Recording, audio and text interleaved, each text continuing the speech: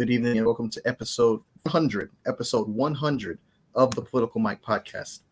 444 days. 444 days. That's how long over 50 American diplomats were held hostage in the U.S. Embassy in Tehran by Iranian students. The hostages were held between November 4th, 1979 and January 20th of 1981. However, a bombshell confession made just a few days ago conveys that this ordeal may not have had to have lasted this long. As the New York Times reported this past Saturday, Ben Barnes formerly served as Speaker of the Texas House of Representatives from 1965 to 1969 and the 36th Lieutenant Governor of Texas from January 21st, 1969 to January 16, 1973 for 2 terms.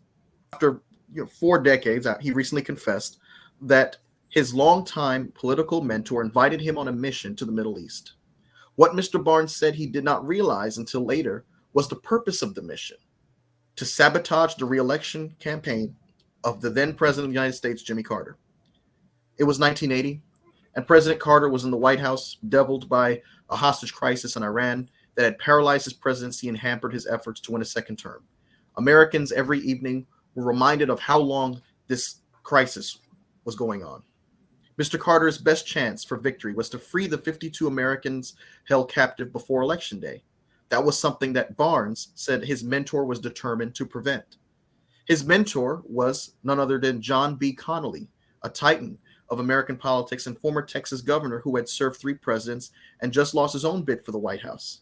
A former Democrat, Connally had sought the Republican nomination in 1980 himself, only to be swamped by former Governor Ronald Reagan of California. Now, Connally resolved to help Reagan beat Carter, and in the process, Mr. Barnes said, make his own case for becoming the next Secretary of State or Secretary of Defense in a new Republican administration.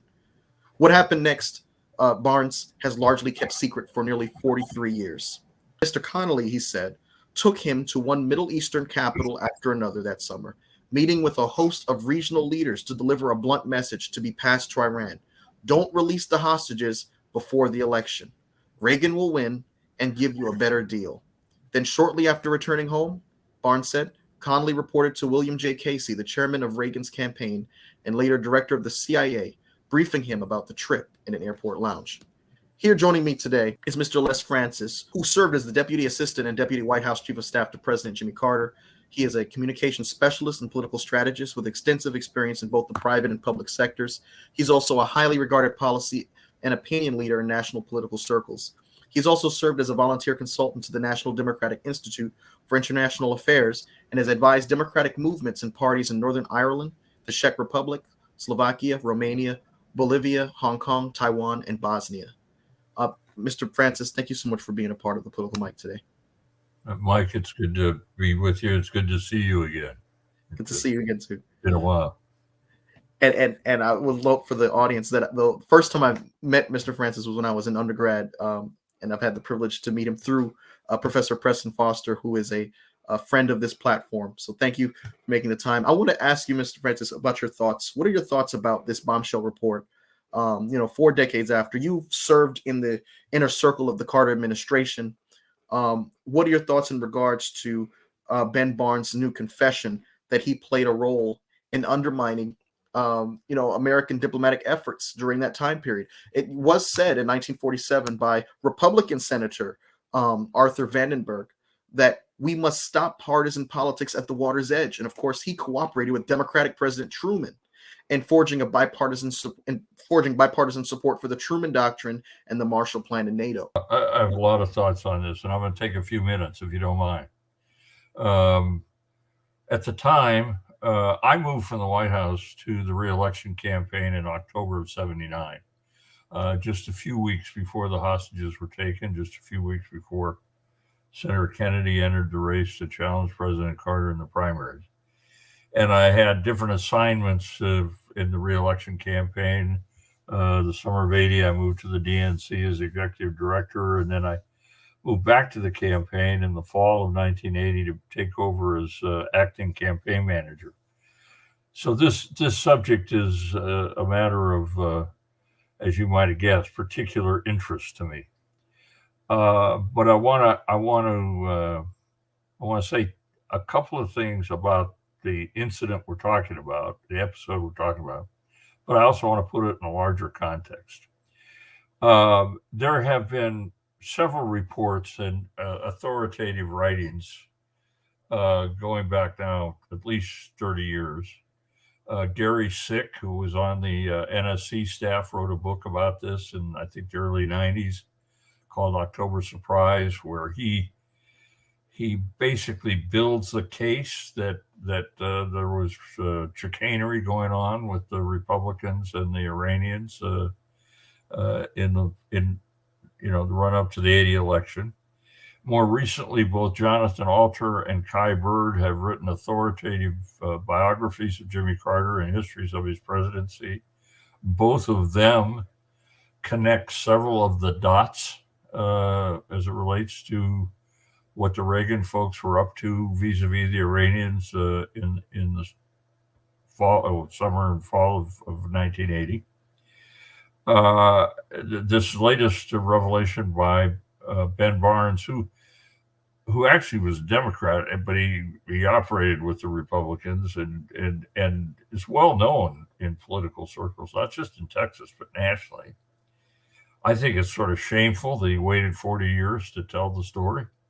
But let's think about this. Not only did what Ben Barnes do, and by the way, one of the other stories that both Kai Bird and Jonathan Alter write about is that Casey is now known to have been in Madrid at one point in I forget what month, at the exact same time that representatives of the Iranian government were in Madrid. And this is not a coincidence. It's clear they had meetings. So Casey's at the center of this conspiracy. I don't think it's going too far to say that Casey not only violated the Logan Act in terms of having dealings with a foreign government, I think he committed treason against his own country. But not only did it probably cost us the election, I'll go to my grave believing that it cost us the election. My boss and late friend Hamilton Jordan said after the election we could beat Kennedy or Khomeini, we couldn't beat them both. And clearly, had the hostages been released before the election, I think we would have won. So that changed the course of American history and certainly the course of political history. But think about this. Not only did Barnes and Connolly and Casey and those other guys interfere with the election of a president of the United States, which was bad enough, they left those hostages in Iranian prison for extra weeks and months. And that's darn near barbaric when you think about what they did to fellow Americans. It goes beyond politics. So that's one set of views. But this is not an isolated case.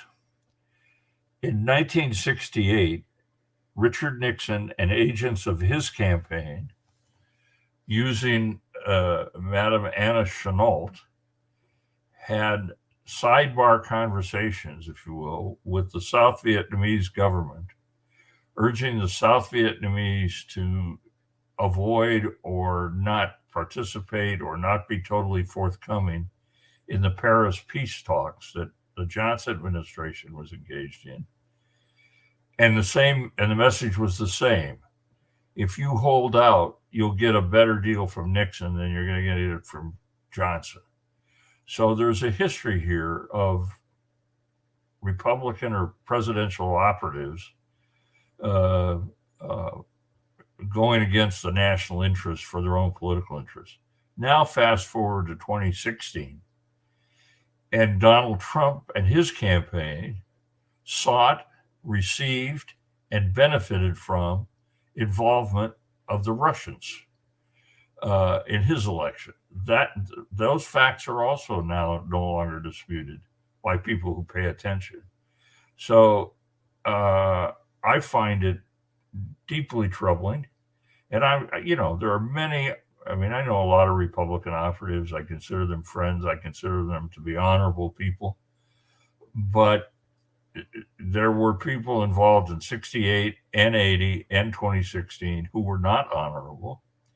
And I defy anyone to cite an example where Democrats at the presidential level, for sure, have ever done anything quite like that. This is not dirty tricks. This is not political gamesmanship. This is something much, much more serious.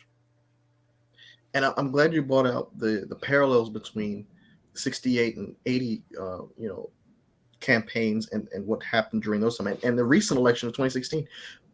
Why is it there's such a double standard in your view, where we don't have bipartisan investigations, serious investigations looking into stopping any further undermining of American efforts for domestic political reasons? And in that vein, do you think that this has set a precedent that can't be taken back now that we've seemed to tolerate it not once but 3 times at least in recent history?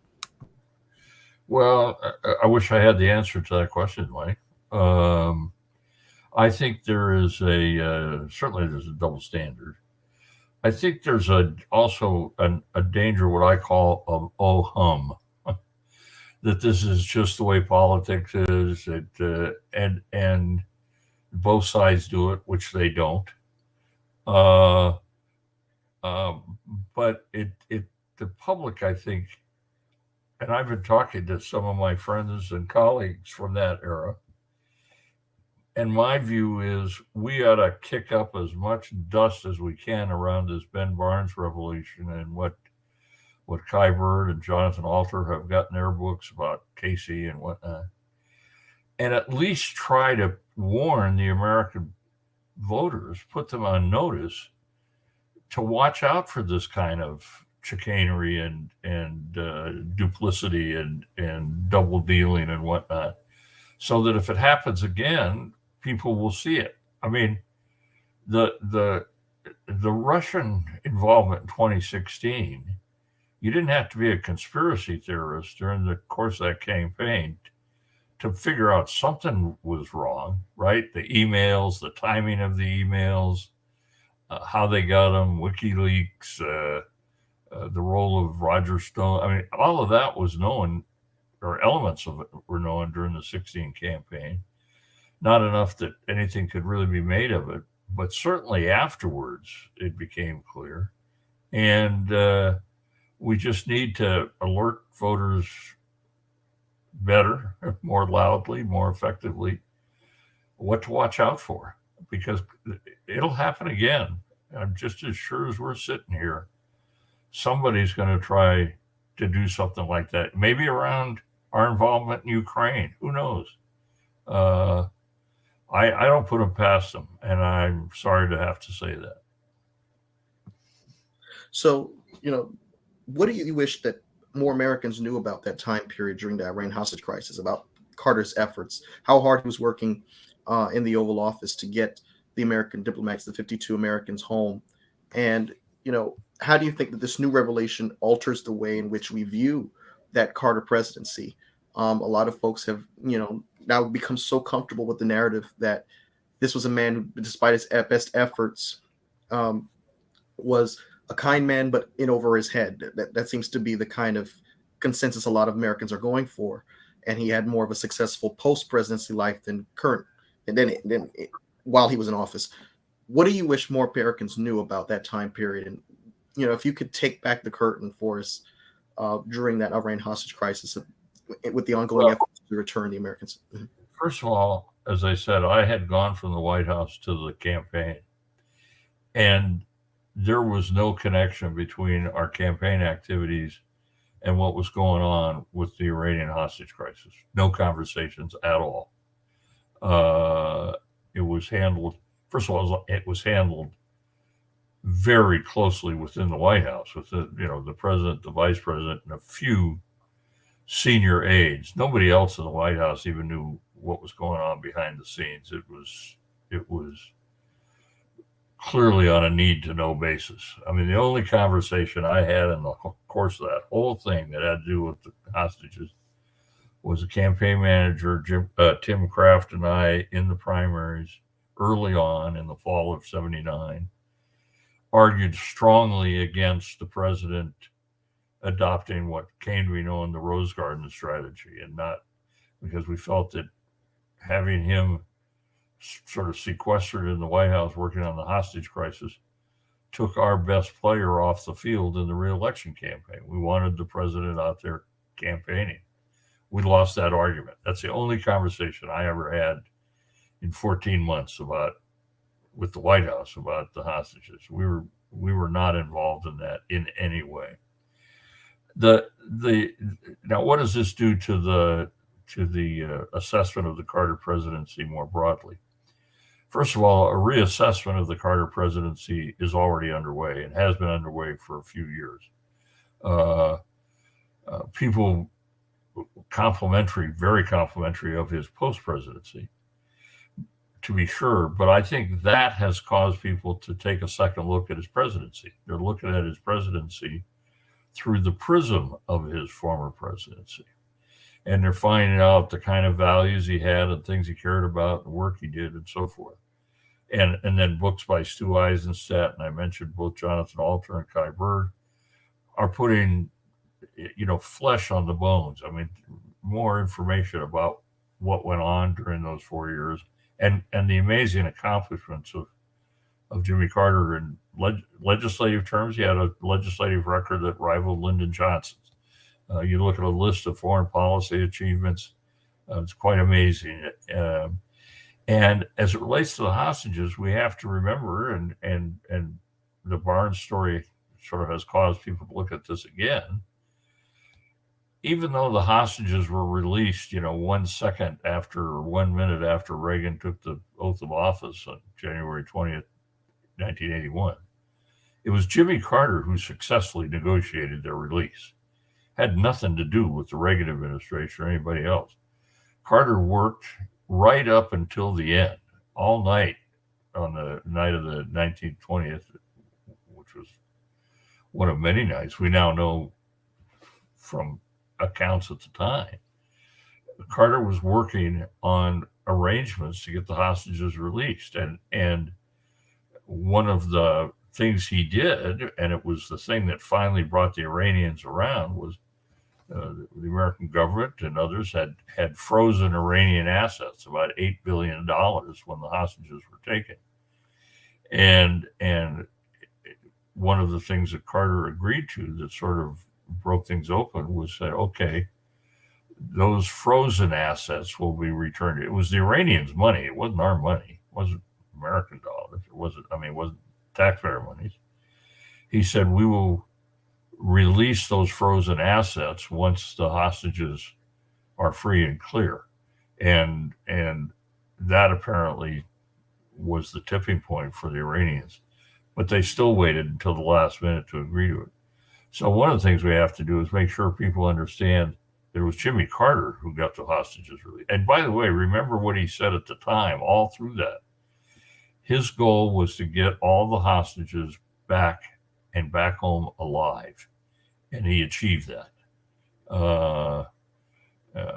And it was sort of, I would say, an exclamation point on his presidency, especially as we look back on it now and are going through this, I think, broader reassessment that perhaps occurs with all presidents, but it's certainly going on in terms of I was going to say all presidents. I don't think there'll ever be a positive reassessment of Donald Trump's presidency. His reputation is only going to get worse the more we know. What do you think President Carter thinks about this revelation of Ben Barnes, that he was involved in such an effort to undermine his efforts to bring back these Americans alive? I can't speculate on that. The president is in hospice care, and I have no way of knowing. I have no way of knowing whether this information has been given to him or how he might have responded to it if it were given to him.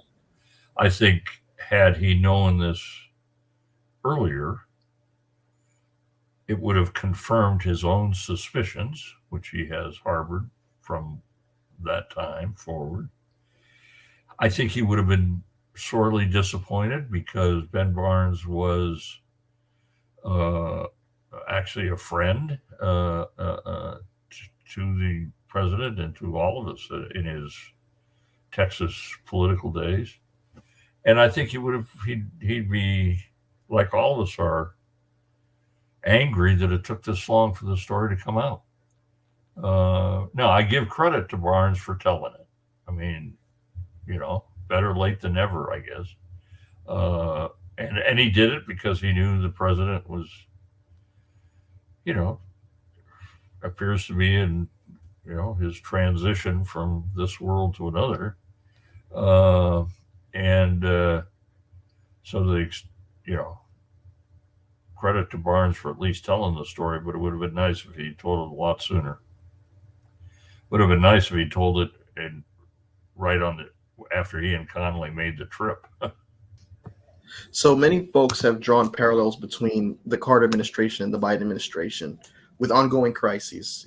We talked, so far in the program about the Iran hostage crisis, but of course, this was also taking place amongst the backdrop of a financial crisis in this country. You had an oil embargo. There seemed to be multiple things at once. And I believe that I remember, going back and watching the election coverage of 1980, and there was a reporter that said it's as if all of these, situations were like the perfect concoction for a disastrous presidency, and yet he believed that Carter was as strong as a candidate as the Democrats had at the time. I want to get your thoughts about how Carter handled the financial crisis and the energy crisis. Many have used his malaise speech, or what's called his malaise speech, as the kind of symbol of how he was unable to deal with multiple crises at once and was in over his head. What do you wish folks knew more about in terms of his efforts to combat these multiple ongoing crises in the United States? And what do you think what do you think the Biden administration can learn from the Carter administration in dealing with the ongoing, inflation that's going on? You had the chairman of the Federal Reserve announcing that interest rates are going to be hiked once again. Your thoughts? Well, I think we have to be careful about drawing parallels here, honestly. I think they're vastly different situations. Let's start with energy to begin the conversation. Energy policy, energy. Energy was barely on the. It was almost not talked about during the '76 campaign. There had been, as you know, boycotts and shortages in the Nixon administration and so forth, but it wasn't a top of the mind issue in 1976. It wasn't a voting issue, '76. And it's my understanding, and I think Stu writes about this in his book, that after the election and when Carter was briefed by the CIA and others on potential threats and our national security and whatnot, that it became clear that America was vulnerable, terribly vulnerable on the energy front because of our dependence on foreign oil, and that something had to be done about that. That we had to break our dependence on foreign oil. So Carter, eventually we proposed and passed. People forget 3 major comprehensive national energy acts. They took up a great deal of time, a great deal of staff effort. A great deal of the president's time, a great deal of the president's political capital, but we got them done. We deregulated natural gas prices over the objection of Democrats, by the way, and that or some Democrats, and that has led to where we stand now, where natural gas has basically helped make us energy independent in this country. imposed windfall profits tax on the oil companies. We boosted energy efficiency requirements on appliances and mileage for cars and a whole lot of things. So we've tried to both cut consumption as well as boost domestic production. And both of those things happened, by the way. And actually Reagan was probably the first beneficiary of all of that. The economic crisis was not of Carter's making.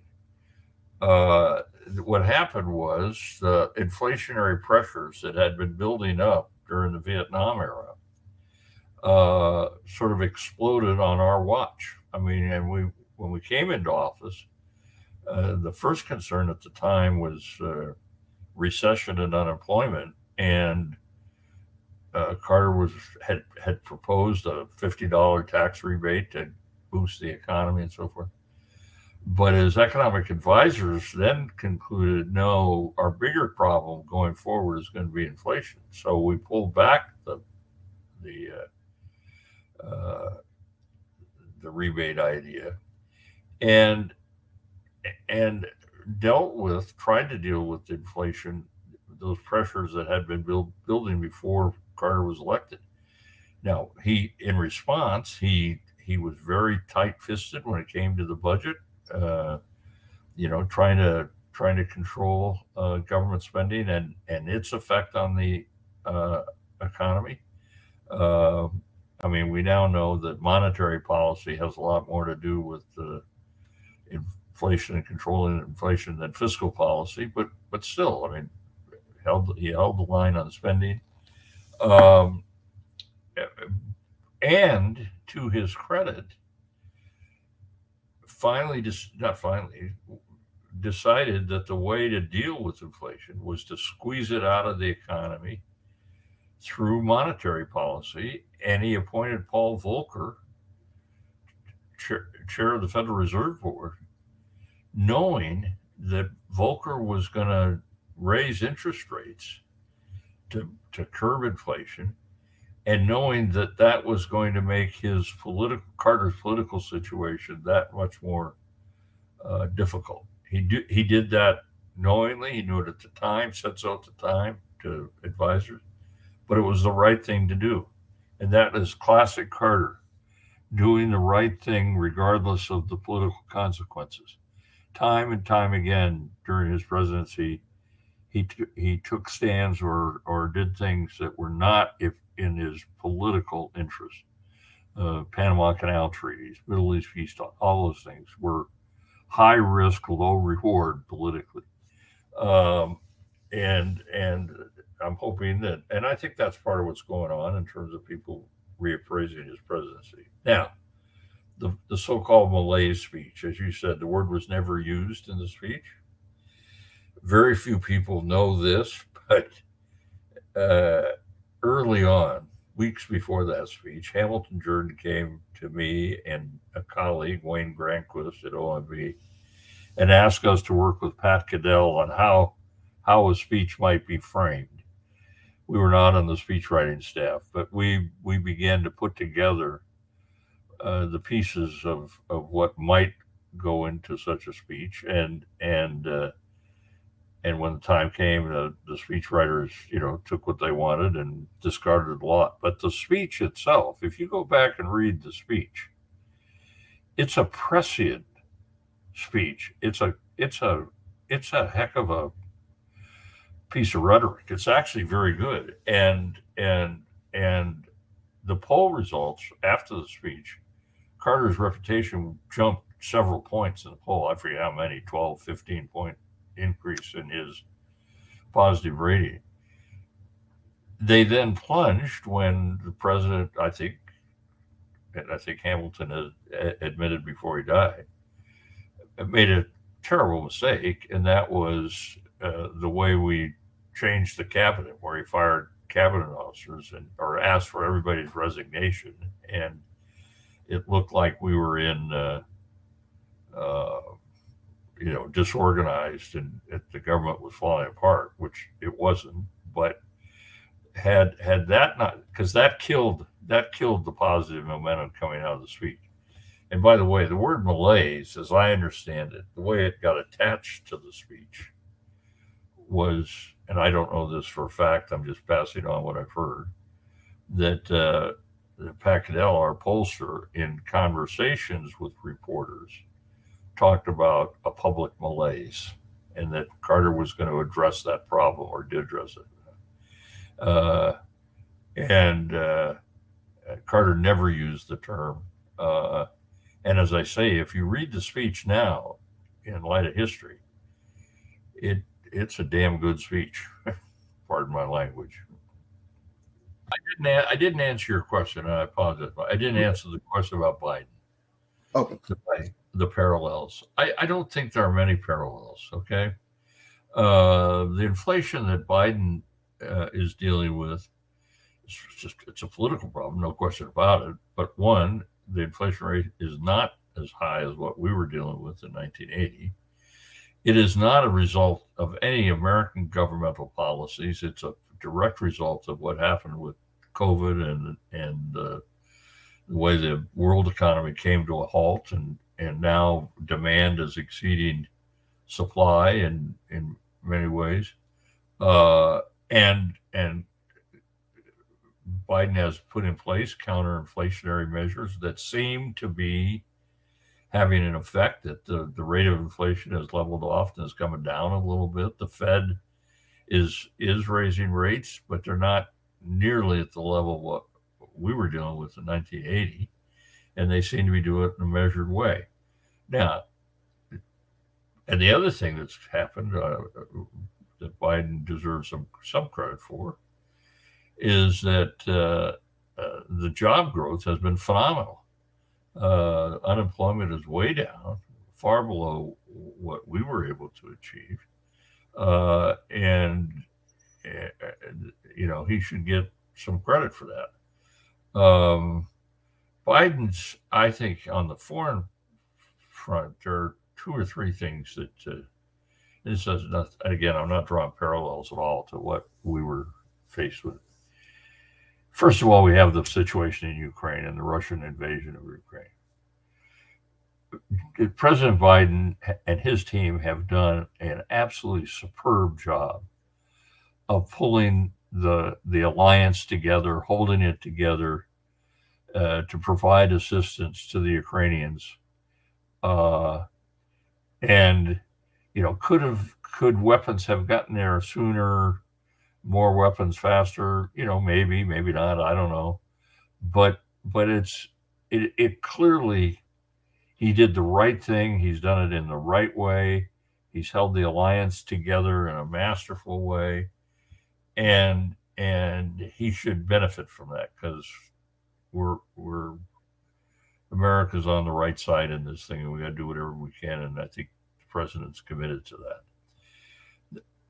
The tougher situation, and I'm not critical of Biden at all, because it is what's going on in and with China, and what may be going on between China and Russia. And are they trying to recreate the alliance that they had sort of at the height of the Cold War? That's a challenge. That's a challenge for any American president, any Western leader. I mean, it's something we have to watch out for because they're up to no good, and we've got to do what the president has suggested, which we've got to increase defense spending. We got to be prepared. We have to protect Taiwan if the Chinese make a move there. We have to continue the assistance to the Ukrainians. We got to make sure that the other countries in the region, former, Soviet bloc countries like Poland and Hungary and Czechoslovakia and whatnot, are not next on Putin's list. And I give Biden credit for what he's doing substantively on those things, even though the politics are not all that clear. Political effects here are not all that clear, but he deserves credit.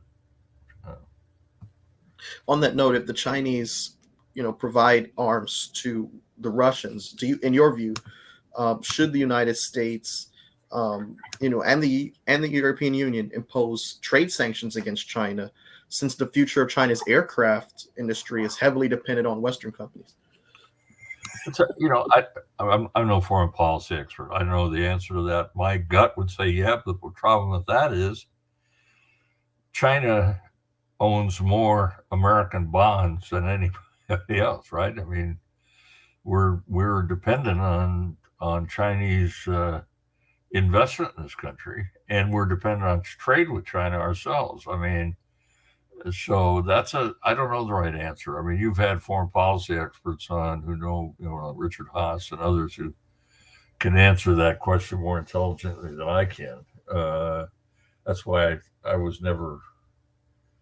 never would have been in line to be national security advisor or secretary of state, Michael. So President Carter was a very detail-oriented problem solver. Going back to the oil embargo, where you had, during that time period, Western companies heavily dependent on foreign oil, and OPEC shows its power by basically embargoing the oil in retaliation for America's support of Israel in the Yom Kippur War of 1973, and then again during the Iranian Revolution of 1979.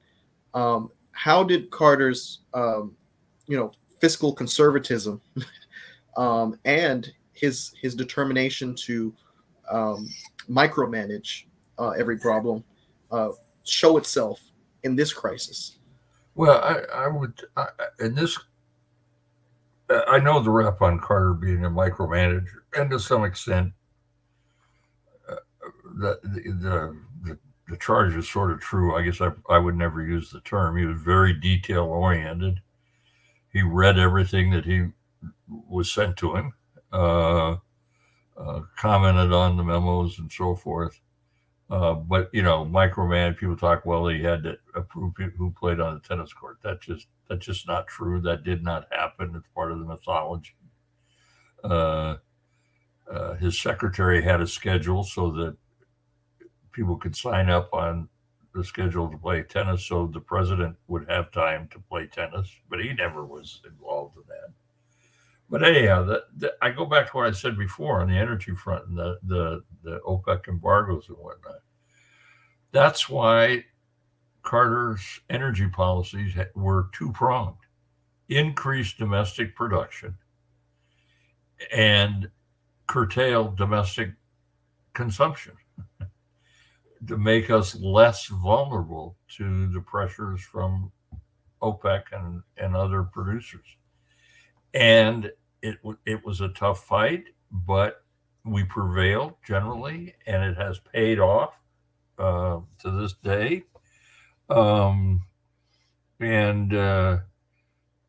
It's not because he was a micromanager. It's because he was a smart guy, and he listened to smart people, and he read extensively on this stuff, and he understood what was going on. And in those energy acts, these were multifaceted pieces of legislation, and I guarantee you he knew what was in those bills.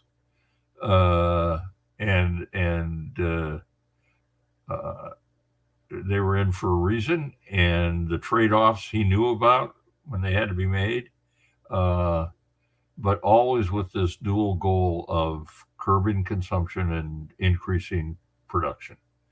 And because, as I said, Jimmy Carter is a smart guy. That's, really smart. Probably the smartest person I ever came across in terms of his ability to take in, absorb information, and then utilize it. So the Camp David Accords, of course, this was Jimmy Carter's chief foreign policy accomplishment. And, over the course of 13 days, you have President Carter, Menachem Begin, and Anwar Sadat, the leaders of the United States, Israel, and Egypt, all convening at Camp David. There are dramatic negotiations that are occurring between the 5th and the 17th of September of 1978. Multiple times where there are, moments on both the side of the Egyptians and the side of the Israelis, where they felt as if they're just going to walk away from the deal. Carter manages to pull it all together. How did Carter manage to keep Egyptian President Anwar Sadat and Israeli Prime Minister Menachem Begin from leaving Camp David and then successfully brokering a peace deal between Egypt and Israel in 1978? Well, like, again, I was not involved. I was at the campaign, and obviously we paid close attention to that because, if Carter were successful, it was going to be a political boost. Okay, but we weren't involved. The campaign was not involved in those conversations at all. We learned about them the same way every other American did, was from the news reports and so forth. We also knew that if he came out of Camp David empty-handed, it would be a problem for us politically. Now remember this. Now this is actually, that took place before I went to the campaigns. That was in the fall of '79, about the time I went to the campaign. But I still wasn't involved. That was not, my area of responsibility. The thing, and there's a wonderful play that's been written about this. There's a wonderful book, I think 13. I'm trying to think of the name of the author. Patrick Wright, is that right? Something like that. Who's written a detailed account on it based on interviews with participants. And what you come away with is an understanding of several things. One, Carter, you're talking about detail and micromanagement. Carter had an intimate, detailed knowledge of the situation in the Middle East, the geography, the economics, the cultural clashes, the religious factors, all of that. Carter understood. So he was not an amateur going into those talks. He knew as much or more than any of his advisors, I'm sure, and probably as much as Sadat and Begin in a way. So that's one fact. Second fact is that Carter is an incredibly disciplined and determined guy. He's not going to be talked out of something. He's not going to give up. He is,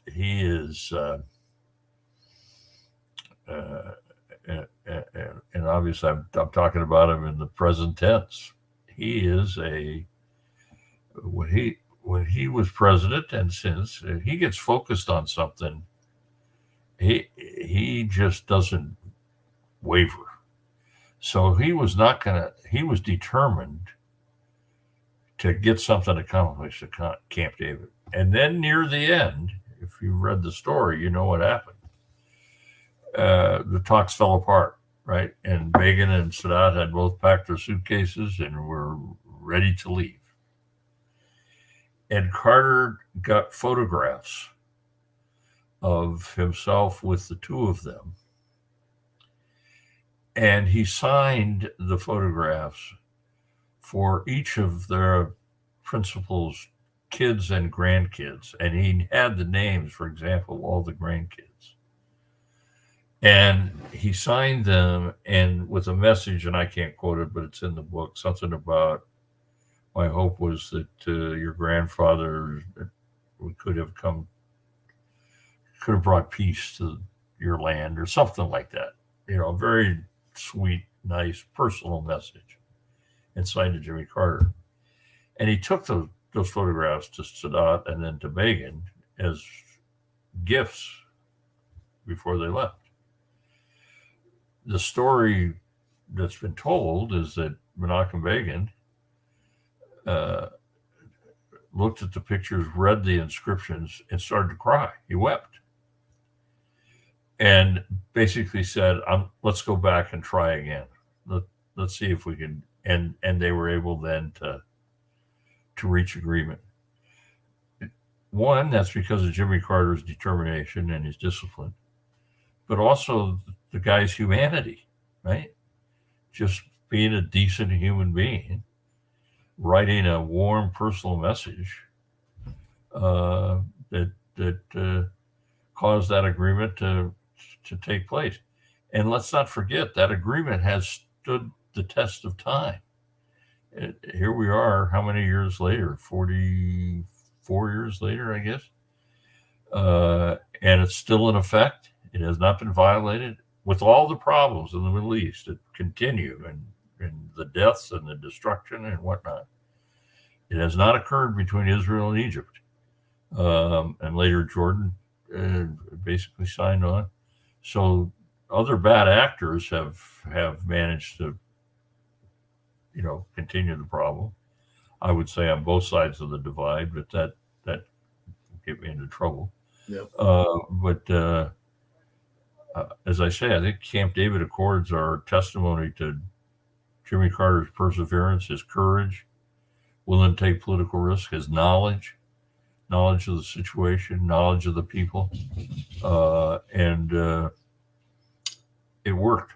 So now, during the 1980 campaign, I found it interesting that, July of 1983, the New York Times reported that you had Reagan campaign aides receiving briefing papers from the Carter camp in October of 1980.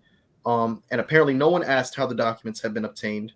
That's according to former campaign officials. And without exception, the officials, many of whom served in senior positions in the Reagan administration, recall that no one on the group that prepared Reagan for his debate with Carter even asked where the papers had come from or whether they were stolen.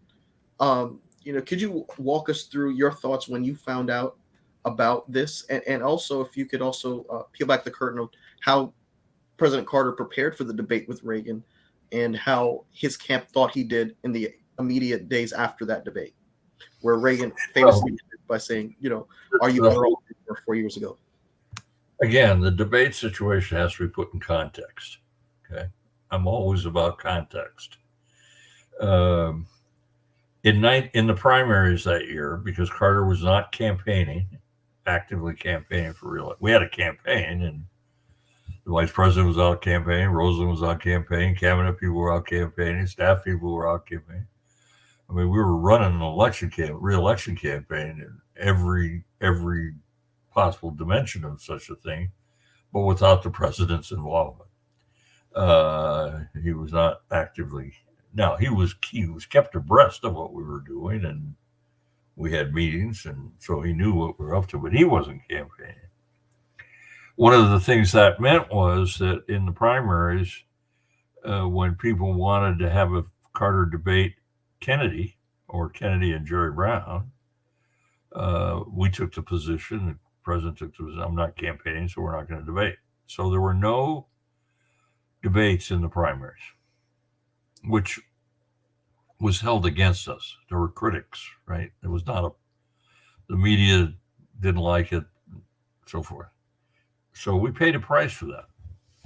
Now we come to the general election, and we've got Carter as the nominee. We have the independent candidacy of John Anderson, and we've got Ronald Reagan.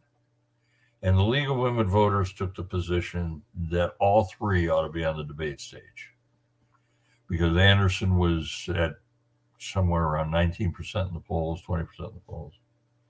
And we took the position, no, why would we do that? John Anderson's not going to be elected president, regardless of his standing in the polls. And why would we put the president in a situation where it's 2 against 1? I mean, there was no political upside to that. So we basically told the league to stuff it. They then came back late in October, mid-October. Anderson had fallen below 15% in the polls, which was the artificial level that the league had established as viability. How they came to that realization, I have no way of knowing. I mean, 15%, 20% doesn't matter. Neither one is going to get elected president. But anyhow, Anderson fell below 15. The league came back and said, okay, now we'll do a 2-person debate. At the time that invitation was extended, we were actually ahead by a few points, nationally and in key states. It would have been to our advantage not to have a single debate, because we were already moving in the right direction. But because of what had happened before, no debates in the primary, not debating John Anderson and Reagan before, we had to say yes. That was the determination. And I was involved in those conversations. And Hamilton and Bob Strauss and we finally just said, look, we got to do it. So we said yes. There was one debate. What was it? Just a week before the election, I think, October 29th or something. Yeah, it was actually my birthday, October 28th. October birthday, huh? Yeah, October 28th, 1980. Oh, really? Yeah, well, it didn't turn out to be much for a birthday present. Because Reagan came across as affable. I mean, one of the problems that Reagan had going into the election was this fear that he wasn't up to the job or that he was dangerous, a risky choice.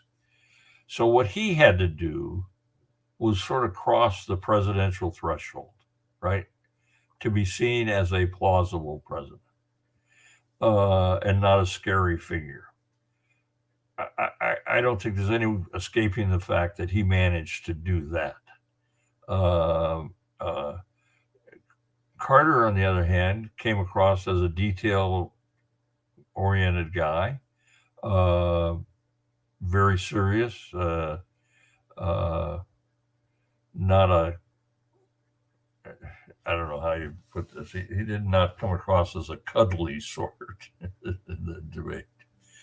And then there was the infamous reference to Amy and nuclear weapons and stuff, and there was Reagan's line when Carter hit him on Social Security. You know, Reagan said, "Oh, there you go again," and sort of, so we were not happy with the debate. We campaign staff, did not think it had been our best moment. And I think part of the reason, by the way, and I haven't talked to Raf Shun or any of the other folks involved in this, because Carter had not debated in the primaries and had not debated earlier, he was sort of out of shape debate-wise, right? Whereas Reagan had debates throughout the primaries. And he and Anderson had, quote, debated, although it was a joke because they both just took turns hitting, slamming Carter for not being there. But he had been through, he'd been at spring training, and Carter had, to use a sports metaphor. And I think that hurt Carter in that debate.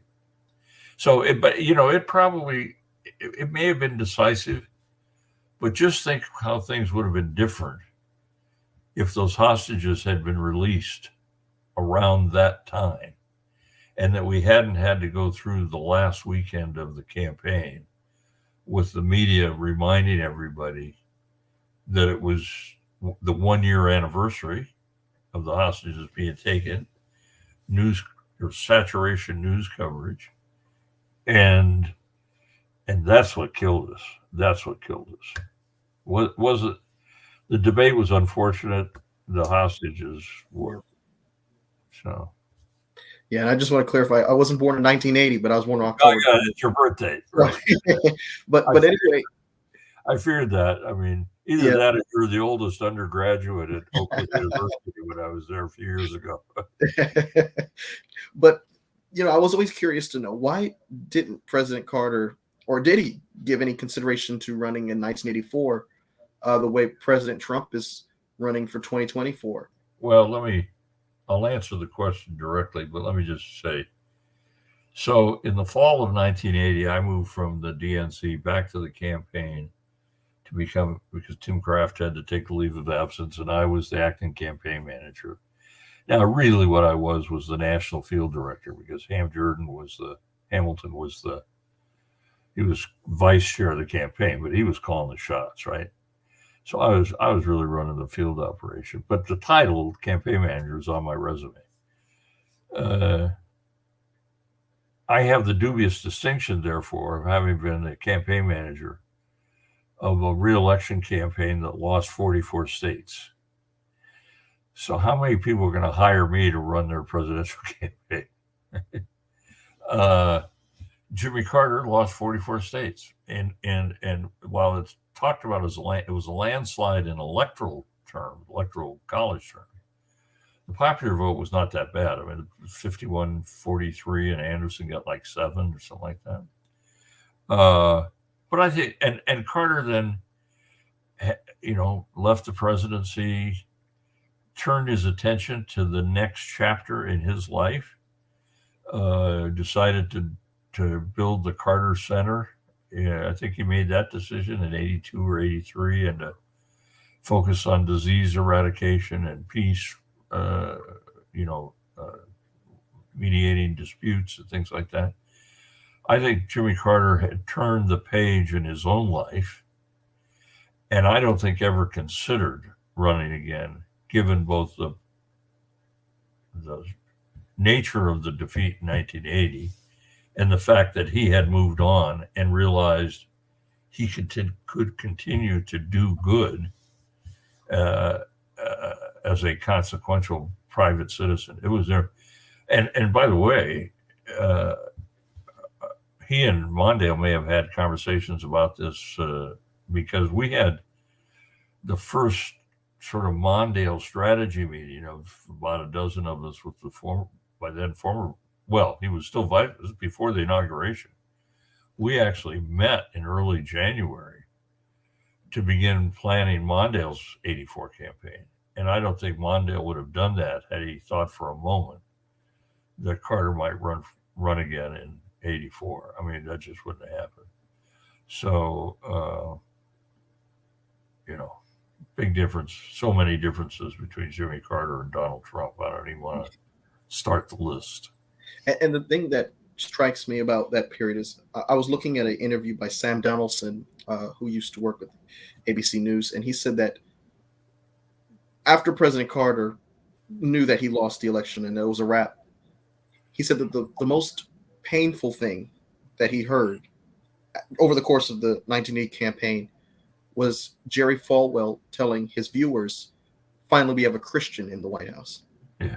Could you talk about the televangelist movement that sided with Reagan and really started to take form around this time period, and the toll it took on President Carter, who was a Christian himself?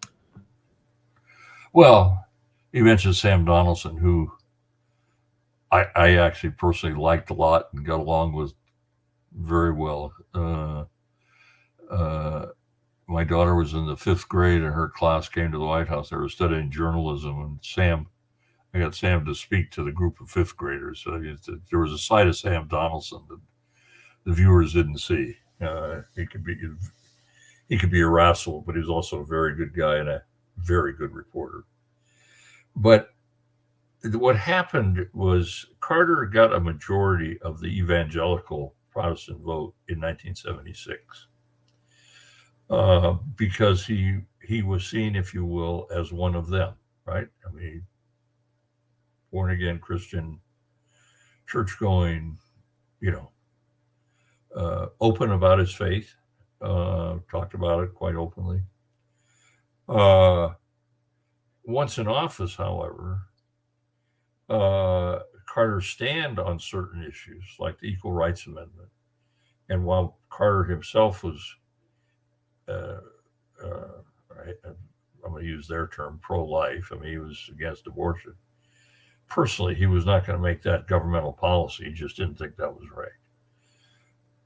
But the other thing is the evangelical movement itself got involved in, if you will, secular matters that aren't religious. And I mean, they were adamant against the Panama Canal treaties. Now, if somebody can tell me what the biblical justification for that is, I'll be interested in the answer, and so many other things. And there have been books written that whole movement started to coalesce, not just evangelical Protestant, but they began to coalesce, share resources and lists and strategies with other hard right groups. the National Rifle Association being among them. The National Conservative Political NCPAC comes into being about that time. The Heritage Foundation comes into being about that time. So there's a coalescing of the conservative, theologically conservative element and the right wing conservative. And by the way, that right wing seems moderate now in many ways compared to what we see with the Proud Boys and Oath Keepers and so forth. But they all came together. Newt Gingrich gets elected to Congress in 1978 and immediately starts, he's a bomb thrower from the start, figuratively speaking. So by 1980, this is not a theological issue. This is sheer politics. And Jerry Falwell, Pat Robertson, Jim Baker, they're all on the other side, and they're working hand in glove with the National Rifle Association, Phyllis Schlafly, the anti-abortion people, anti-ERA people, and formed, the right-wing movement that, by the way, then supported Reagan and was a big part of his getting the nomination and his base. And in some forms exists to this day. Mr. Francis, when we started the program tonight, we started talking about the bombshell report that, Ben Barnes made this confession. And ironically, it seems to have been swallowed up by recent news that there might be a possibility of having a former president prosecuted. First time that would happen in American history. Donald Trump faces, criminal charges in New York relating to hush money payments to a porn star, Stormy Daniels, and he maintains he has committed no crime. His attorneys argue he was the victim of extortion. The Manhattan DA's office, run by Alvin Bragg, who's a Democrat, isn't commenting, and no charges have been announced, but it looks as if we're getting closer and closer to an announcement of indictment, of an indictment or potential indictments. Could you offer your thoughts about this ongoing situation with the former president? Well, you did not mention the special prosecutor. What's his name? John Smith. Yes, John Smith. Look, Jack Smith, who seems to be closing in on both the classified documents Mar-a-Lago thing, as well as perhaps the former president's role in the January 6th assault on the Capitol. So, there's New York, there's Fulton County with the election stuff, and there's the special prosecutor. I'm not surprised, and not many people I know are surprised, that Donald Trump turns out to have been a criminal. I mean, we all knew that from the beginning. I mean, he had engaged in all sorts of behavior that it's surprising that he hadn't been arrested before for multiple things. I'm not surprised that these investigations have taken the course that they have. There's plenty of evidence that you and I know about, the public knows about, but grand juries know more. And I am one of those who thinks if the grand jury's got the evidence and they want to proceed with indictments, they should. There are those, including Democrats, who argue it's a mistake because it will only cause the Trump forces to rally around him and strengthen his position. Well, my view of that is that it says more about the Republican base than it does our justice system. And he should be indicted if the facts are there. He should be tried. And if found guilty, then a determination. There are even Democrats who say maybe he should be pardoned so as not to divide the country further. I can't go there. I think the guy has done incalculable damage to our country, to our Constitution, to our civic life. I think he ought to be held accountable for it. He's engaged in all sorts of crimes, cover-ups, mishandling, serious mishandling of classified documents.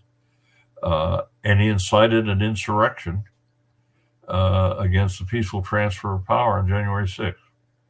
I don't think that should go unaddressed. I mean, it's we never could have imagined, and the founding fathers never could have imagined that we'd end up with a president with such a dismal character, such deep flaws, such obvious criminal instincts and intents. I don't think they should go unpunished, whatever the political fallout. I'm a real hawk on that issue. Yeah. And I'll be remiss if I end without asking you about, your mentor. Norm Mineta. Norm Mineta, yes. Could you explain how you got involved with Congressman Mineta and the role he played in your life? Well, Norm Mineta was my friend and mentor and boss, and shaped my career in immeasurable ways. As we were talking before we went on air, that I met him when I was running for the state legislature in San Jose in 1970, and Norm was on the city council. He was vice mayor and a rising star, and so I went and talked to him about my campaign, and we hit it off immediately, and he helped me, and but then I lost. As I say, I trounced the guy who came in seventh in a 7-person race. But Norm, I became Norm's, not on staff, but his political advisor. I wrote speeches for him and whatnot. We just became very, very close friends, and we were for the rest of his life. Norm was a very special person, and a very special person in the history of this country. Japanese American, born in San Jose, my hometown. It turns out, it's a funny story. After I met Norm, my parents were alive at the time and lived in San Jose, and I was at I think my folks' house for dinner or something, and I said, "Gee, I just met this really nice guy who's the vice mayor, Norm Mineta," thinking my parents might be impressed, and my mom was not impressed because she said, "I've known Norm all his life, literally." Her 2 closest friends in junior high school and high school were Norm's older sisters. And the day that Norm was born in 1932, they took my sister to the family home on North 5th Street to meet their new baby brother. So she literally did know him his entire life. And when my mom died in 1990, Norm gave the eulogy. And he said it was always difficult for him to be too grand or uppity around Dorothy, my mother's first name, because she had been the first person outside his immediate family who'd ever seen him buck naked. Anyhow, so there were family ties and so forth. And then when he was elected to Congress and I helped with his election campaign, he asked me to go to Washington with him as chief of staff, which I did, and was honored to do so. It was more than boss and staffer. We were very, very close friends and colleagues. We even to the point where he and I shared the member's office. We put both desks in what's traditionally the member's office, and put them together so that he and I could talk, and that I'd be involved in every meeting he had and could hear every phone conversation and so forth. No member of Congress had ever done that before. It was unheard of that they would share their office with chief of staff. But one day, just to show how these things can sometimes work, Norm was elected chair of the Freshman Democratic Caucus in June of 1975. Jimmy Carter read about that. Jimmy Carter had campaigned for Norm in the congressional race. They had met at that time. And one day the receptionist called me, and I picked up the phone, and she said, former Governor Carter is here. He wants to see Norm. Norm was on the floor or in a committee hearing or something, and I'm the senior staff person on. So I go out, say hello to Governor Carter, and obviously I knew he was running for president. And we chatted for a few minutes, and he said, look, he said, we're going to have a fundraiser tonight at the Sheraton Hotel near National Airport. It'll only cost you $25. Why don't you come? I'm going to give a speech. I'll answer a few questions, and then you and I can chat some more there. And I thought, well, that's sort of nice. Yeah, there's a former governor, presidential candidate, wants to spend a few minutes talking with me. So I went, $25 and attended. And Carter was talking about stuff that we knew from polling from Peter Hart, Pat Caddell, national polling, that he was really onto something about what the American people were looking for, how they were distrustful of their government because of Watergate and Vietnam. And he was talking about competence and zero-based budgeting and all this stuff that we knew resonated with. And I had said, this guy could go all the way. And at the time, he was in 1% in the polls, right? So I signed up as an early Carter supporter and ended up then taking vacation time to help him in the Pennsylvania primary. And I worked at the convention in New York, and then I ran the field operation in California in the general election. And that led to being an offer to be on the White House staff from Frank Warren, congressional liaison. None of that would have happened if I hadn't been in the office on that day in July of 1975, right? I mean, who knows but none of what followed would have followed. And I always cite that as an example to young people who are thinking about getting involved in politics, that when an opportunity comes up, you take it, right? I mean, you just take it. Now, it was consistent with my values, consistent with my beliefs. I didn't have to take an opportunity that I didn't believe in. I was strongly convinced that he was a good guy and would be a good president and a good candidate, all of which turned out to be true.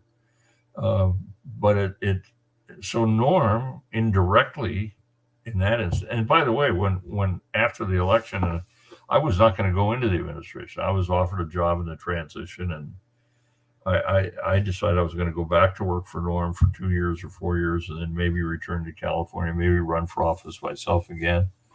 But I had no intent of going into the administration. I was looking for a job.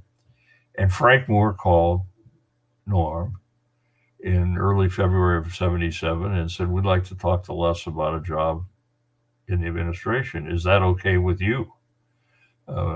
And Norm said, sure. He said, I don't know if Les is interested, but yeah, because Norm never stood in the way of any staff person taking another opportunity. He saw it as a credit to his own operation. If people wanted to hire somebody on his staff, he thought that was a plus, not a minus. And so I went and I had the interview and was offered a job and decided to take it. And Norm ended up being one of Carter's most consistent supporters on issues. And Norm and I stayed very, very close all the way to my last conversation with him was a couple of days before he died. And we used to talk, once or twice a week. He'd call me, I'd call him. And it's a major hole in my life, right? Because when something happens, whether it's what Trump has said or done, or Biden presidency, or Norm would have called me, or I would have called him and say, hey, what do you think of this, or how about that, or can you believe, and I can't do that anymore because they're not here. And of course, he went on to serve as the Secretary of Transportation for President Clinton. But the last question I want to ask you, Mr. Francis. Secretary of Commerce for Clinton, Secretary of Transportation for Bush, Democrat and Republican. And President Clinton spoke at Norm's memorial service out here in San Jose and was absolutely marvelous. And if you have the time sometime, go to YouTube and look up the memorial service, because it's quite, Willie Brown spoke, Leon Panetta spoke, Bill Clinton spoke. It was quite a production. It was my last assignment for Norm Mineta was to advance his memorial service in San Jose. Wow. Well, the last question I want to ask you, sir. You're a big proponent of civic education. How do you believe civic education will help some of the polarization we've seen in this country, and some of the just unreasonableness of folks? There's fears that if Trump gets indicted, like we were talking about earlier, there's going to be more political violence. There's going to be actually an increase of support for him in his candidacy, in his quest to seek the White House yet again. How would civic engagement solve the polarization and allow voters to make better, well-educated decisions as to who to place their political support behind? Mike, that's a really good question. It's a tough question. I'll have to tell you, and I've been working on civic education nationally now I've believed in it my entire life. I was going to be a social studies teacher. That was my career objective. Never did it because politics got in the way. But I sometimes worry that it may be too late, that our failure to educate our citizenry around constitutional norms and civic norms and how the system should work and how we should behave and what our role is as citizens, what our responsibilities are. As I say, I sometimes fear that it just may be too late given what we've seen, but we can't give up. My friend Dick Gephardt, the former Democratic leader in the House, and I say friend, he really is a friend. We've worked on things together and have talked frequently. He said, Les, we all have to do what we can, do whatever we can, wherever we are, whenever we can. And I still believe that. So civic education, I think we got to keep trying. And it's more than knowing the three branches of government, although that's a good place to start. It's knowing what the constitutional guarantees are. It's knowing how our political system works, the role of parties, the role of interest groups, the role of the media, having a more robust knowledge of how the system really works. And I think we failed that. I think civic illiteracy is a huge problem in this country. And I think it has contributed mightily to the divisions we see. And I would add that part of civic education, writ large, is media literacy and critical thinking skills. Because, first of all, that would have been important in any era. But with the development or the presence of social media, where anything goes, where the most outlandish things are said and claimed and so forth, and people just not having the ability to say, that can't be true, and check it out, check other sources. I mean, this is social media. If you take a civically illiterate population and lay on top of it Wild West social media where anything goes, it is a prescription for disaster. And that's what we're seeing. That's what we saw on January 6th. Absolutely. It's what we see, unfortunately, continuing. I live in a rural, very red county in California where anti-masking, anti-social distancing, anti-vaccine, Proud Boy craziness QAnon conspiracies. And I often just marvel at it. I just say, how in the world can this be happening? But it is. And we got to do something about it. Civic education in the schools is part of it. Civic education in our faith institutions is part of it. Civic education at home is part of it. Now, my parents were Republicans. My dad was pretty conservative. But they voted in every single election. They voted for every single bond issue. They voted for every single school tax. And they, without lecturing us, my sister and me, they left us with a lesson, which is, and you know this, you're living proof of it, that we got to leave this world better than we found it. That's our responsibility as individuals, right? It's no more complicated than that. And my hope at civic education, civic engagement, will get more people to see that as an essential value of being an American citizen.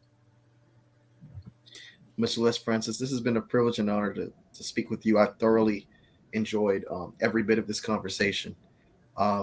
Thank you so much for making episode 100 such a special episode. Yeah, the centennial. I'm honored, Mike. It's my honor. Thank you so much. I want to have you back on with Jonathan Alter. I recently had him on. Maybe if I can have the two of you together, I think that would be a wonderful episode. Well, Mike, I looked at some of the people you've had on in the previous 99 episodes, and I thought, what a step down from that quality to somebody like me. No, not at all. Not at all. Well, Mr. Thank you so much. Nice to be with you. Bye-bye. All right.